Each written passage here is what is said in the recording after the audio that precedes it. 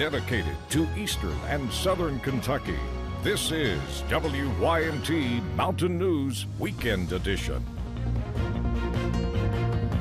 Good evening, I'm Macy Marie. Well, it was not the outcome Big Blue fans were hoping for tonight, and even if you went blue today, it wasn't enough. Kentucky fell to Auburn 77-71 in overtime, getting eliminated in the Elite Eight of the NCAA tournament. But it was still a great journey for the Cats this season, so now we take you out to Kansas City, where Sports Director Marcus Browning and Will Puckett have more recapping the game, and they also talk to fans. Will, Marcus? Macy, welcome to a blue Kansas City, and we say a blue because there are a ton of sad Kentucky fans as Marcus, Kentucky fails to advance to the Final Four for the fourth year in a row. Heartbreaking. I mean, you could see a shift in the mood in the arena. This one, Kentucky just didn't come out and perform in the second half. We saw that on Friday night. Kentucky looked good in the first half against Houston. Then they looked good first half against Auburn as well. But then there towards the end of the half, things really changed. The Wildcats just not able to get it done down the stretch. Of course, they were able to get overtime. But it looks like Auburn really rolling. They're the hottest team in the country right now. 12-game win streak. They're going to their first ever Final Four. Yeah, first ever in school history. And Marcus, they haven't lost since they lost to Kentucky in Rupp Arena on the 23rd of February by 30. The biggest thing of today is they had two players that combined for a total of 50 points. Jared Harper and Bryce Brown split 26 and 24 respectively. PJ Washington tried to will the Wildcats to victory. He had 28 himself, 10 of 18 from the floor, but the category I kind of look at that separates this ball game, Auburn 18 of 24, Jared Harper 11 of 11 from the charity stripe. That's where games are won and lost. We've seen that from Cal's teams before in years past. This year, UK was pretty good at free throws. They just weren't able to get it done down the stretch. PJ Washington, 6 of 11 from the charity stripe today. This was one of Cal's best free throw shooting teams in his time at Kentucky, if not his best. And the biggest thing is a lot of people were saying that Auburn was shooting poorly throughout the NCAA tournament.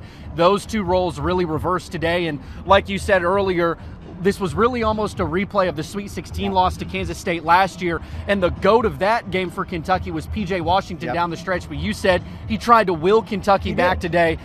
Just fell short with 28 points. Fell short. He was looking for a wingman. I mean, you had Keldon Johnson with 14, Ashton Hagans with 10, but not the best overall day for Ashton Hagans.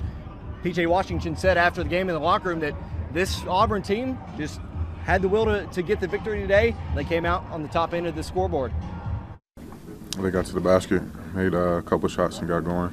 Got to the free throw line and made shots. I mean, and then they played great defense. I mean, credit to them. They had a great game. So the Wildcats unable to get it done here in Kansas City, but still, you look at how successful this team was. The mood, obviously, in the locker room, very sad, but already the questions of who will stay, who will go almost immediately. Players were being asked that. I'll have more on what two of those players said coming up here in just a few minutes in sports. Probably the most heartbreaking scene about this Kentucky loss was seeing the emotions of Reed Travis at the end of the game. Beyond this being his last collegiate game he will ever play, Minnesota was his hometown. He was an overtime period away from going to his hometown to play in a Final Four that he'd never done before. I mean, I wasn't able to talk to him, but you could see the emotions whenever he was walking off the court. He probably had the most emotions out of everybody. Everybody did have emotion, but it's sad to see. Unfortunately, with college basketball, with all sports, someone has to lose, just like you said. Unfortunately for the Wildcats, they were on the losing end of this one. A different kind of one and done in Reed Travis, but I think he won the hearts of all Kentucky fans and even anybody in college basketball. After the game, obviously, fans were dejected, but there was one consistent thought that I heard from a handful of Kentucky fans is while they were bummed about the loss, they're happy that it's an SEC team moving on to the Final Four. We did as good as we could. Missed too many shots, too many easy shots, missed free throws. Point guard trouble. Got beat by the guards. Auburn. But, you know, they beat us. We beat them 2 times, but it really comes down to March Madness, so I'll give it to Auburn. Good game. I think it was more UK's defense than their offense in the second half. They just weren't organized. I mean, Auburn played great. We missed a bunch of free throws down the end, but they're an SEC school, so I'll root for them. It's just disappointing. But Pretty down, but that's why they play them. You know, we were close and just wasn't today. I mean, just keep your head up, man. They play strong, play hard. Just wasn't the night tonight. So, you know, P.J. Washington was amazing, but came up a little bit short, but nothing to hold your head about. Still proud to be a Wildcat. Terrible, man. Long drive home, 6.5 hours. But, hey, it is what it is. Sun comes up tomorrow. Cats will be back. Always are, you know. I really thought that we could do it on the 3-ball, like you said, but the inside was a little different than what I was expecting today. Auburn had a good game plan. Marcus, Auburn got it done without hitting many three-point shots at all.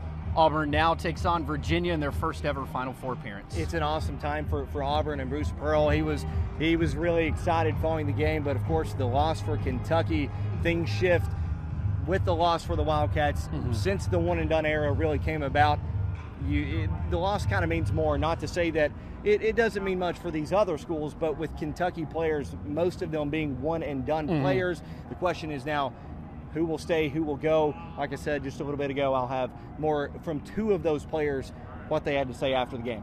All righty.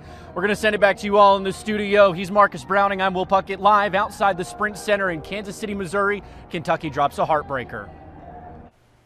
All right, thank you guys. Time to come home now. And like you said, the end of the road for the Wildcats, but plenty of fans were watching the game right here in the Bluegrass today. Kentucky fans packed the Buffalo Wild Wings over in Pikeville. The Cats chant could be heard from the parking lot as the game continued. Fans stayed optimistic, saying they believe this team could have made it further in this tournament. Kentucky fan Brennan Hackney says there's no place else he'd rather be. Oh, it gets crazy. It's pumped up. Everybody's having a good time. Like I said, the best atmosphere. Everybody loves it. And they get good food, good drink. What more could you want? Other fans say they come to this restaurant for every game, no matter the outcome.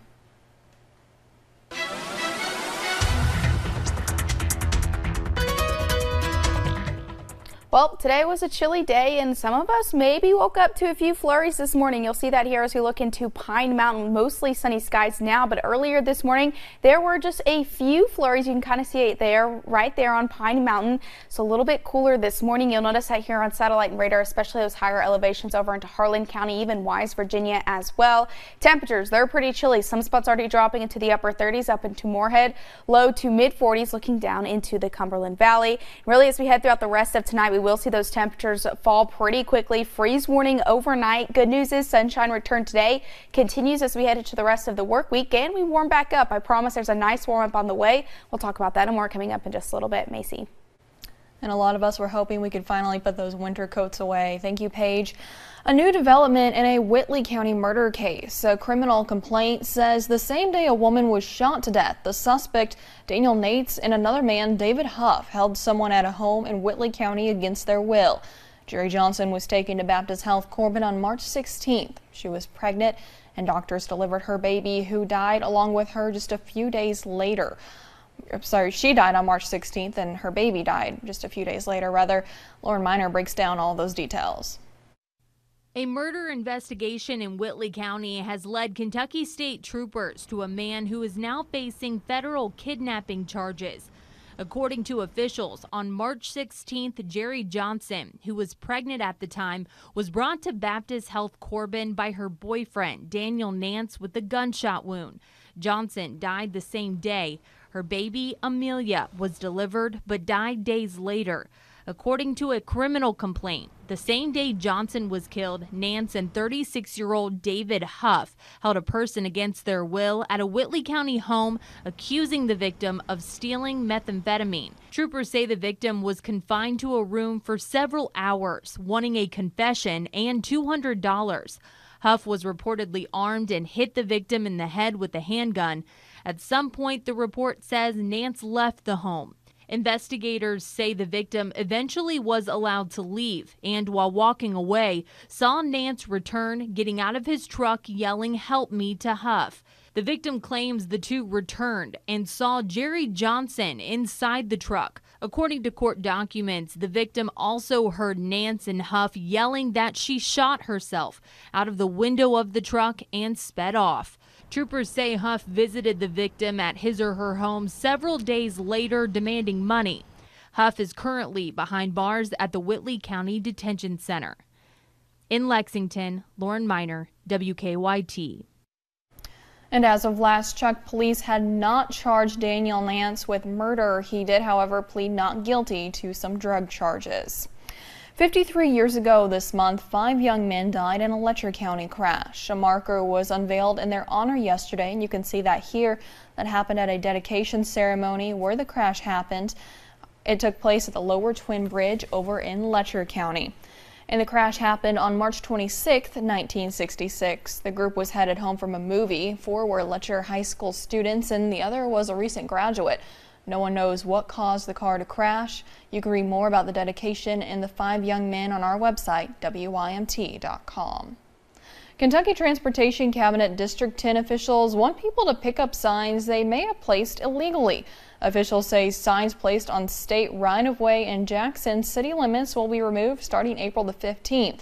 Road crews say Kentucky laws do not allow signs to be placed on utility poles there. Owners can pick up the signs once crews get them and pick them up. After a fire truck wreck in November, the Island Creek Fire Department needed a new one. Nearly 4 months and many complications later, they were finally able to get what they were looking for. WYMT's Marianne Fletcher explains their unique journey.